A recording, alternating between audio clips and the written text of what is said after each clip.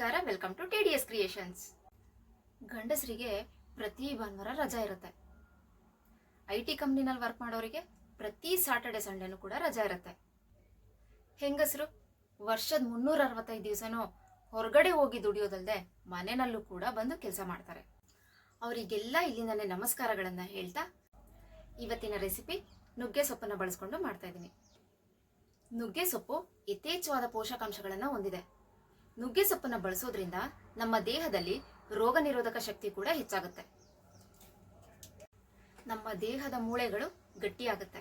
ಮಧುಮೇಹವನ್ನ balanced ಆಗಿಡುತ್ತೆ. ಇದರಲ್ಲಿ ಹಾಲಿಗಿಂತ ಯಥೇಚ್ಛವಾಗಿ ಕ್ಯಾಲ್ಸಿಯಂ ಇದೆ. ಕಿತ್ತಳೆ ಹಣ್ಣಿಗಿಂತ ಹೆಚ್ಚಾಗಿ ವಿಟಮಿನ್ ಸಿ ನುಗ್ಗೆ ಸೊಪ್ಪಲ್ಲಿದೆ.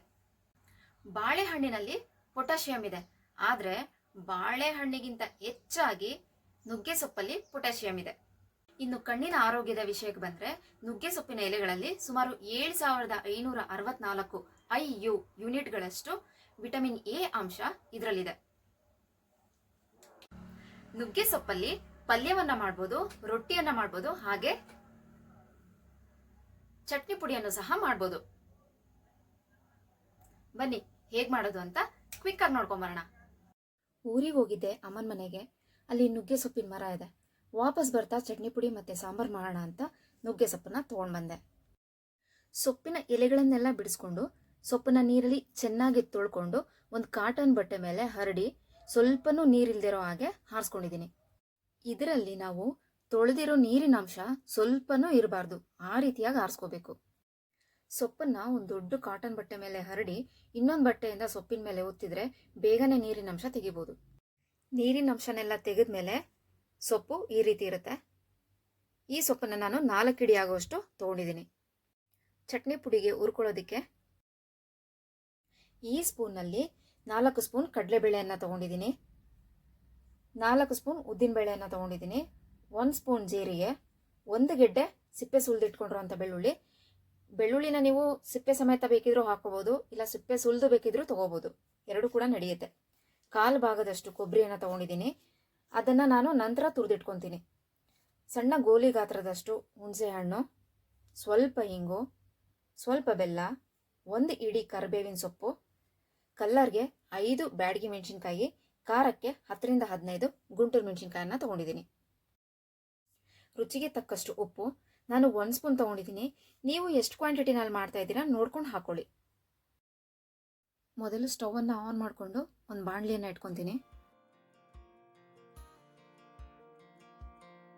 ಬಾಣಲಿ ಬಿಸಿಯಾದ ನಂತರ ನಾವು ತಗೊಂಡಿರೋ 4 ಸ್ಪೂನ್ ಕಡಲೆಬೇಳೆನ ಹಾಕಿ ಗೋಲ್ಡನ್ ಕಲರ್ ಬರೋವರೆಗೂ ಹುರ್ಕೋಬೇಕು. ಸ್ಟವ್ ಅನ್ನ ಲೋ ಫ್ಲೇಮ್ನಲ್ಲಿ ಇಟ್ಕೊಂಡು ಕೈ ಬಿಡದೇನೆ ಹುರ್ಕೋಬೇಕು, ಇಲ್ಲಾಂದ್ರೆ ಸೀದೋಗ್ಬಿಡುತ್ತೆ. ಈ ವಿಡಿಯೋನ ನೈಟ್ 11 o'clock ಮಾಡಿರೋದ್ರಿಂದ ಲೈಟ್ ರಿಫ್ಲೆಕ್ಟ್ ಆಗ್ತಿದೆ, ದಯವಿಟ್ಟು ಕ್ಷಮೆ ಇರಲಿ. ಎಲ್ಲಾ ಇಂಗ್ರೀಡಿಯೆಂಟ್ಸ್ಗಳನ್ನು ಆಯಿಲ್ ಹಾಕದೆ ಹುರ್ಕೋಬೇಕು. ಆಯಿಲ್ ಹಾಕಿದ್ರೆ ಹೆಚ್ಚು ದಿನ ಇಟ್ಕೊಳ್ಳೋದಕ್ಕಾಗಲ್ಲ, ಮುಗ್ಲು ಸ್ಮೆಲ್ ಬರುತ್ತೆ. ಹಾಗಾಗಿ ಆಯಿಲ್ ಹಾಕ್ತೇನೆ ಹುರ್ಕೊಳ್ಳೋಣ. ಇದೀಗ ಆಗಿದೆ. ಇದನ್ನ ದೊಡ್ಡ ಪ್ಲೇಟಿಗೆ ಟ್ರಾನ್ಸ್ಫರ್ ಮಾಡ್ಕೋತೀನಿ. ನೆಕ್ಸ್ಟ್ 4 ಸ್ಪೂನ್ ಉದ್ದಿನ ಬೇಳೆನ ಹಾಕೊಂಡು ಇದನ್ನು ಸಹ ಗೋಲ್ಡನ್ ಬಣ್ಣ ಬರೋವರೆಗೂ ಹುರ್ಕೋತೀನಿ. ಇದಕ್ಕೂ ಆಯಿಲ್ ಹಾಕೋದು ಬೇಡ. ನಿಮ್ಮ ಫ್ಯಾಮಿಲಿನಲ್ಲಿ ನಿಮ್ಮ ಹಸ್ಬೆಂಡ್, ಮಕ್ಕಳು, ಬ್ರದರ್, ಸಿಸ್ಟರ್, ನಿಮ್ಮ ಮನೆಯಲ್ಲಿ ಯಾರಾದರೂ ಬೇರೆ ಕಂಟ್ರಿಗೆ ಹೋಗ್ತಿದ್ರೆ ಅವರಿಗೆ ಈ ರೀತಿ ಮಾಡಿ ಕಳಿಸಿ. 3 ರಿಂದ 4 ತಿಂಗಳು ಇದನ್ನ ಇಟ್ಕೊಂಡು ಯೂಸ್ ಮಾಡ್ಬೋದು. ಇದನ್ನ ಏರ್ ಟೈಟ್ ಕಂಟೈನರ್ನಲ್ಲೇ ಹಾಕಿಡಬೇಕು. ಇದೀಗ ಆಗಿದೆ. ಬೇರೆ ಪ್ಲೇಟಿಗೆ ಟ್ರಾನ್ಸ್ಫರ್ ಮಾಡ್ಕೊತೀನಿ. ಈಗ 1 ಸ್ಪೂನ್ ಜೀರಿಗೆನ ಹಾಕೋತೀನಿ. ಆಲ್ರೆಡಿ ಬಾಣಲಿ ಬಿಸಿ ಇರೋದ್ರಿಂದ ಇದು ಬೇಗನೆ ಆಗುತ್ತೆ. ಜೀರಿಗೆನ ಉರಿಯೋದಕ್ಕೆ ತುಂಬಾ ಸಮಯ ಬೇಕಾಗಿಲ್ಲ, ಇದು ಬೇಗನೆ ಆಗೋಗ್ಬಿಡುತ್ತೆ. ಇದೀಗ ಆಗಿದೆ. ಬೇರೆ ಪ್ಲೇಟ್ಗೆ ಟ್ರಾನ್ಸ್ಫರ್ ಮಾಡ್ಕೊತೀನಿ. ತೆಗೆದಿಟ್ಕೊಂಡಿರುವಂತ 1 ಗೆಡ್ಡೆ ಬೆಳ್ಳುಳ್ಳಿನ ಹಾಕೊಂಡು ಲೈಟ್ ಆಗಿ ಹುರ್ಕೊಂತೀನಿ. ಜಾಸ್ತಿ ಉರಿಯೋದಕ್ಕೆ ಹೋಗಲ್ಲ ಇದನ್ನ. ಇದೀಗ ಆಗಿದೆ. ಪಕ್ಕದಲ್ಲಿರೋ ಪ್ಲೇಟಿಗೆ ಹಾಕೋತೀನಿ.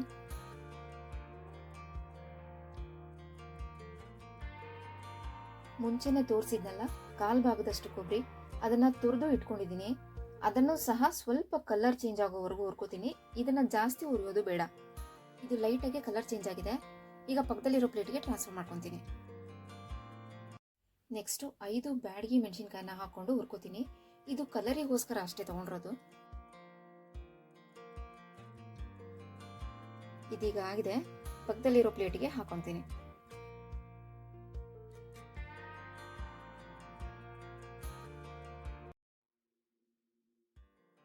ನೆಕ್ಸ್ಟ್ ಖಾರಕ್ಕೆ 10ರಿಂದ 15 ಗುಂಟೂರು ಮೆಣಸಿನ್ಕಾಯಿನ ತೊಗೊಂಡಿದ್ದೀನಿ.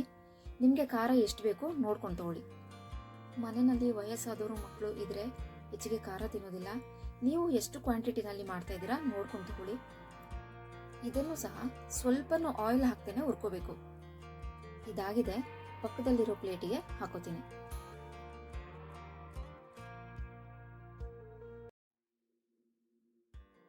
ಒಂದು ಹಿಡಿ ಕರಿಬೇವನ್ನ ತಗೊಂಡಿದ್ದೀನಿ. ಇದನ್ನು ಸಹ ನೀರಿನಲ್ಲಿ ತೊಳ್ಕೊಂಡು ನೀರನ್ನೆಲ್ಲ ಕಂಪ್ಲೀಟ್ ಆಗಿ ಡ್ರೈ ಮಾಡಿ ತಗೊಂಡಿದ್ದೀನಿ.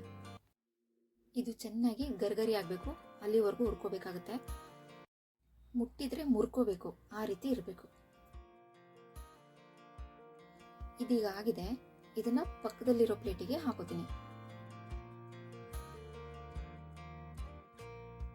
ನೆಕ್ಸ್ಟ್ 4 ಹಿಡಿ ಆಗುವಷ್ಟು ನುಗ್ಗೆ ಸೊಪ್ಪನ್ನ ಹಾಕೋತಾ ಇದ್ದೀನಿ. ಲೋ ಫ್ಲೇಮ್ನಲ್ಲೇ ಇರಲಿ. ಇದರಲ್ಲಿ ಸ್ವಲ್ಪನೂ ನೀರಿನ ಅಂಶ ಇರಬಾರ್ದು, ಇದ್ರೆ ಚಟ್ನಿ ಪುಡಿ ಚೆನ್ನಾಗಿ ಬರಲ್ಲ. ಬಟ್ಟೆನಲ್ಲಿ ಒತ್ತಿ ಸೊಪ್ಪಲ್ಲಿರೋ ನೀರನ್ನೆಲ್ಲ ತೆಗೆದು ಗಾಳಿನಲ್ಲಿ ಸ್ವಲ್ಪ ಹೊತ್ತು ಹಾರಕ್ ಬಿಡಿ. ಅವಾಗ ಕಂಪ್ಲೀಟ್ ಆಗಿ ತೇವಾಂಶ ಎಲ್ಲ ಹೋಗುತ್ತೆ. ನಂತರ ಹುರ್ಕೊಳ್ಳೋದಕ್ಕೆ ತಗೊಳ್ಳಿ. ಚೆನ್ನಾಗಿ ಗರ್ಗರಿ ಆಗಿರ್ಬೇಕು, ಮುಟ್ಟಿದ್ರೆ ಮುರ್ಕೋಬೇಕು, ಅಲ್ಲಿವರೆಗೂ ಚೆನ್ನಾಗಿ ಹುರ್ಕೋಬೇಕಾಗುತ್ತೆ. ಇದನ್ನ ಕಂಪ್ಲೀಟ್ ಆಗಿ ಹುರ್ಕೊಂಡಿದ್ದಾಗಿದೆ. ಇದನ್ನ ಬೇರೆ ಖಾಲಿ ಪ್ಲೇಟ್ಗೆ ಟ್ರಾನ್ಸ್ಫರ್ ಮಾಡ್ಕೊಂತೀನಿ.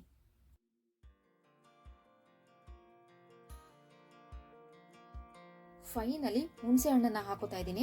ಒಂದು ಸಣ್ಣ ಗೋಲಿ ಗಾತ್ರದಷ್ಟು ತಗೊಂಡಿದ್ದೆ.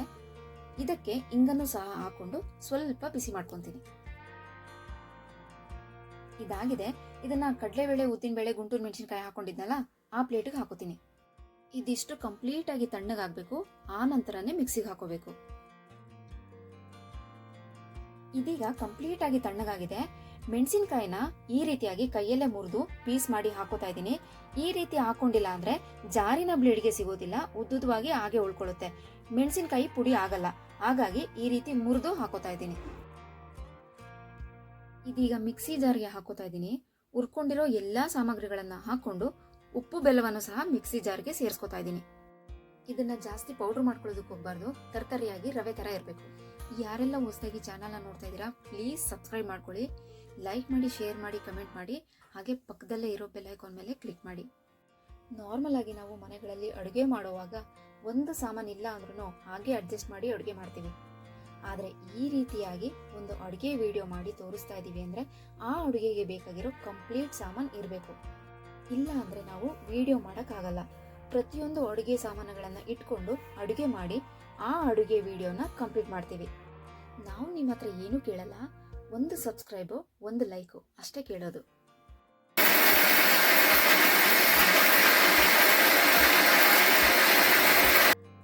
ಮಿಕ್ಸಿಗೆ ಹಾಕೊಂಡಿದ್ದಾಗಿದೆ. ಇದನ್ನ ಒಂದು ಬೌಲಿಗೆ ಶಿಫ್ಟ್ ಮಾಡ್ಕೊತೀನಿ.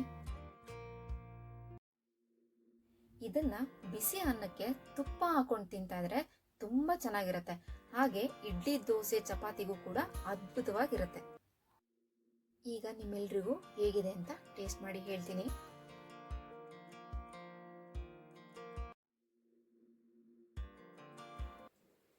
ಫ್ರೆಂಡ್ಸ್, ಈಗ ಚಟ್ನಿ ಪುಡಿ ಹೇಗೆ ಬಂದಿದೆ ಅಂತ ಟೇಸ್ಟ್ ಮಾಡಿ ಹೇಳ್ತೀನಿ.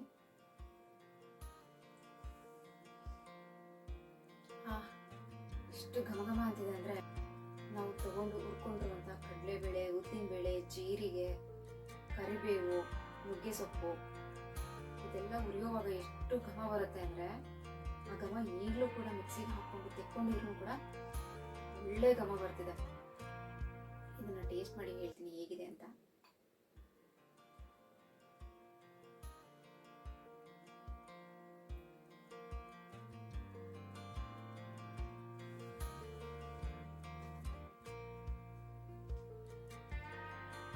ನಾವು ತರ್ತರಿಯಾಗೆ ಮಾಡ್ಕೊಂಡ್ರಂತ ಕಡಲೆಬೇಳೆ, ಉದ್ದಿನಬೇಳೆ, ಜೀರಿಗೆ,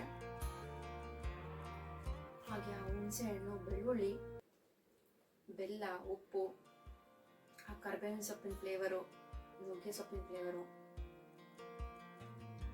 ಅದ್ಭುತವಾಗಿದೆ. ಇನ್ನೆಷ್ಟೇ ದಿನಗಳು, ತಿಂಗಳುಗಳಾದ್ರೂ ಈ ಟೇಸ್ಟನ್ನ ನಾನು ಖಂಡಿತವಾಗ್ಲೂ ಮರೆಯಲ್ಲ. ಅಷ್ಟು ತುಂಬಾ ಚೆನ್ನಾಗಿ ಬಂದಿದೆ, ತುಂಬಾ ಅದ್ಭುತವಾಗಿ ಬಂದಿದೆ.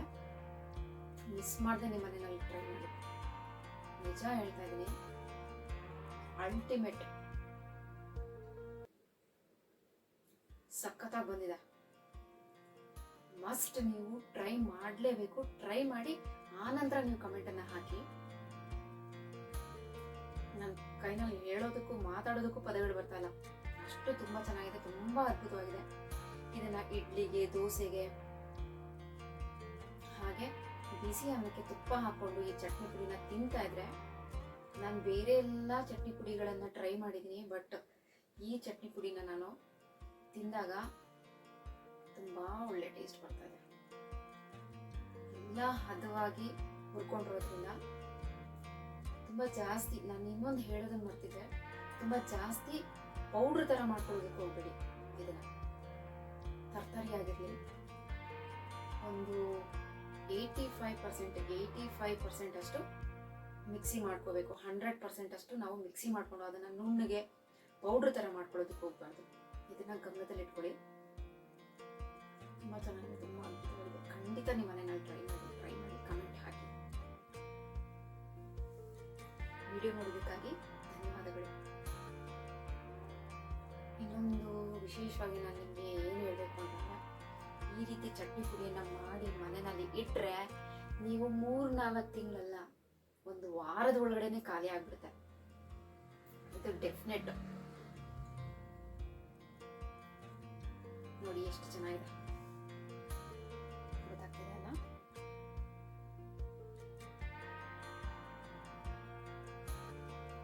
ನಿಮ್ಮ ಫ್ಯಾಮಿಲಿ ಮೆಂಬರ್ಸ್ ಯಾರಾದರೂ ಹಾಸ್ಟೆಲ್ನಲ್ಲಿದ್ದರೆ